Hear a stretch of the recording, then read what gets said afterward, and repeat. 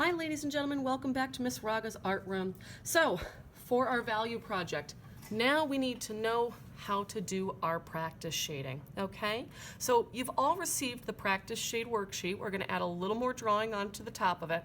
And this first video is going to deal with just the black and white, creating a value scale versus a gradient, okay? Before we go any further, let's first make sure that our names are on top. And of course, this is my sample. Okay, and the first thing we're going to do is actually work with a value sorry, my goodness, not a value gradient, that's the second one.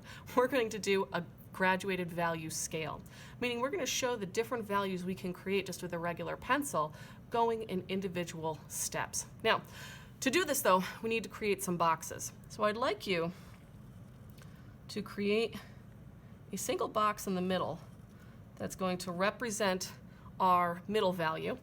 I'm going to turn these top two lines, okay, into our value bar. The furthest end is going to be our lightest value. Okay, and then in the opposite direction, this furthest end will be our darkest value. You can see I'm lining it up right with our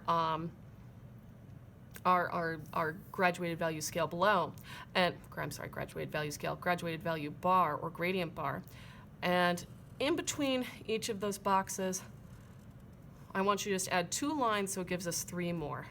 So in the end, again, 2 lines, so that just gives us 3 more. I kind of pre-drew that out in pencil, so it would look nice for us on our demo, right?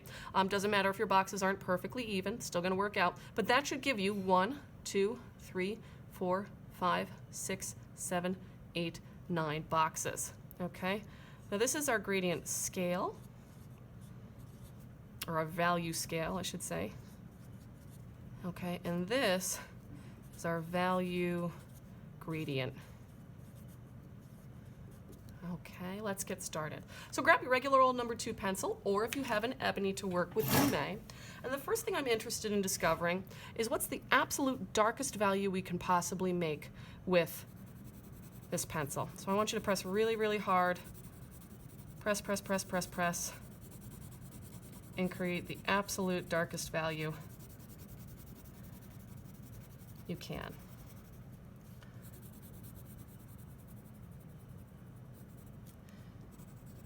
And good craftsmanship always counts.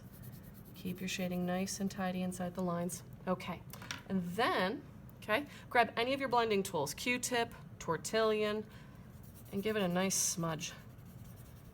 Try to get as much of the pencil stroke out of that. Just see which end we've got. Okay, there's our darkest value. Now, if this is our lightest value, which we're going to leave the pure white of the paper, let's try to discover what our middle value is. So now, middle pressure, right? Goldilocks syndrome. Not too hard, not too soft. Middle pressure on that pencil. Go ahead and shade in. Looking good.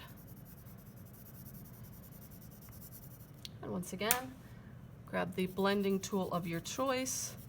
Remember too, I've also put out the chamois cloths. I like using the chamois cloths on the gradient because I think I can get kind of a smoother scale. But you'll develop as your own artistic skill develops, just more what you consider to be, you know, what your technique, right? What you consider to be your best blending tool for you.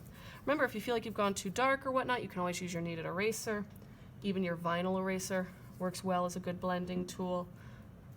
Okay, erasers are just as important a drawing tool as our pencil. Beautiful. Okay, so I've got my darkest value, my true middle, and a light. Okay, let's start finding some different values within this scale. So what I'd like you to do is between your middle and your dark, find a new, darker middle value. So now I'm going to increase my pencil pressure. It's not nearly as heavy as the dark value, but it's certainly heavier than right my middle. And go ahead and give it a blend. And we're going to start creating these steps in between. Let's find some more dark values. Let's find the range we can create with this pencil. Okay, so now between my darkest, glossiest, heaviest pencil value and this fellow here, let's find kind of like the almost darkest. So firm pencil pressure, right? It should look darker than this one, but lighter than this one. We're gonna find another middle. Notice how I'm not like shading over all the boxes. I'm doing my best to get those graduated steps. And this is challenging. This takes practice. This is excellent drawing practice. Remember we discussed in class, or if you weren't here, I'll tell you now, that when we do exercises and worksheets like this, it's for developing our skill, our technique. Think of it almost like musical instrument practice, like doing scales. Okay, so this maybe needs to come a little bit darker. This maybe needs to come a little bit lighter. Right, you're just kind of working back and forth between the two. I never hit it out of the park on the first one ever. Okay, so now between my kind of darker middle here and my true middle, let's find once again another gray value. This will be lighter than this one, but darker than this one.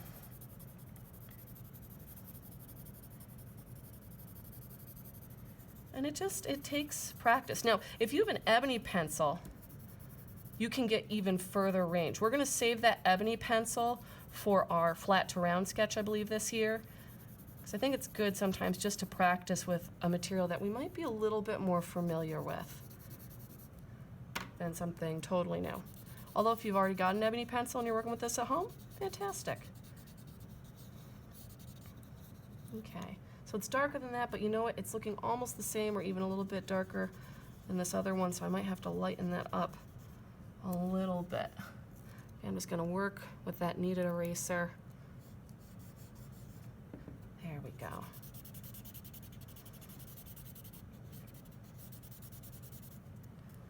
And maybe darken this guy down just a little bit, right? You're kind of constantly working back and forth. There we go. Some nice, beautiful graduated steps.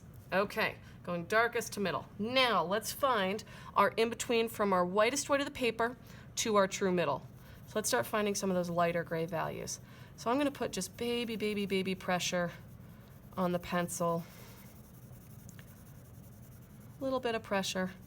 I'm going to create kind of what I think is my guess between these two. Nice light soft gray. Now enter my chamois. We'll try out a little bit different blending tool here. I'm going to create a nice soft middle. Okay. Oh, I ended up with an extra one. How did I do that? Because that's white. This is our middle in between. Yes, it makes sense. Whew. So I scared myself for a second. I was like, how did I do that? But no, it makes perfect sense. We're good. Okay, so that's kind of my in between, my middle, and my light. So let's now find a few more. All right, so if I'm in between these two, again, it's going to be darker than this one, but a little bit lighter than this one. So slightly heavier pressure, ever so slightly. Right, still needs to look lighter than this guy, darker than this guy.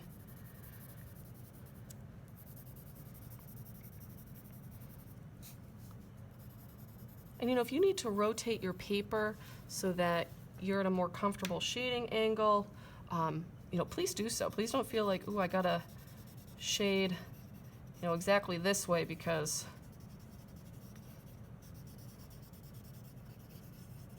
you know, that's how she's doing it in the video. No, feel free to rotate your paper so it's at a convenient angle or comfortable angle for you. Okay, these are looking a little too similar, so I'm gonna lighten up now just a little bit on this guy and then give it another little reblend here.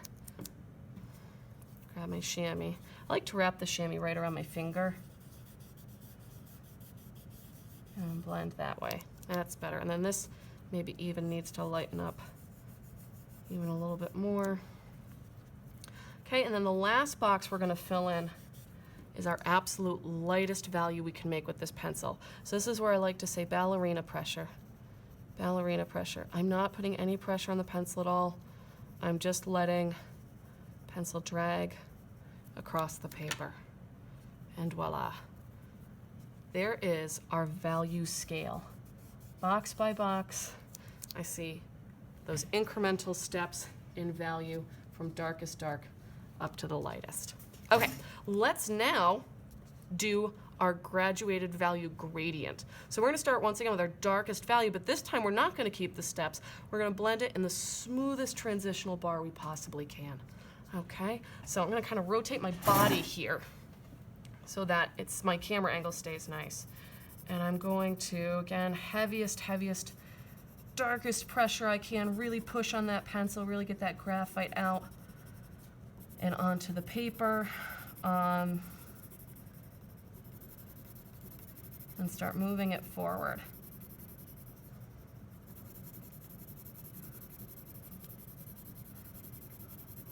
All right, now I'm kind of following my value bars above. And what I'm going to do is, as I'm moving forward, as I hit middle, I'm going to lighten up on that pressure.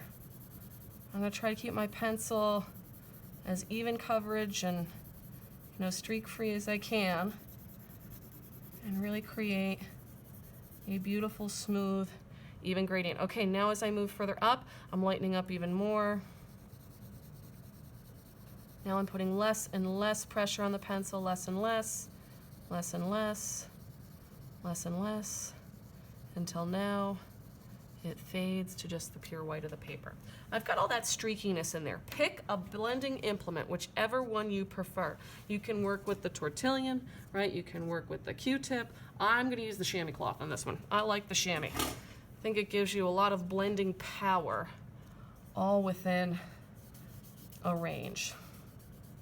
Okay, and we're gonna bring this on through. Squidge, squidge, squidge, squidge, squidge, squidge. Ah, and I've done a classic thing. I've overblended. Thank goodness we have these erasers as great blending tools, right? I can take my kneaded eraser, my vinyl eraser, I can go back and I can make adjustments, okay, to my blending and shading. And look at that. Look at that. Beautifully adjusted. And there, ladies and gents, and feel free to switch between, right, multiple tools. And there, ladies and gents, is our value gradient. So what are we going to do next? Well, ladies and gents, we're going to take this, our gradient, our value bar, this guy here, okay? And we're going to be putting this full value range, dark, all the way through those beautiful grays up to the lightest, brightest white. We're going to be putting it into our practice shading here for how we shade our project. Why? Because this eventually translates to, right, how we shade these fracture shapes in our value project. Okay, so thanks for watching. Look for part 2 now of the sheet for your credit, okay? On my videos, this one will be the color and how to shade the fractured space. Thanks for watching. Take care. Bye-bye.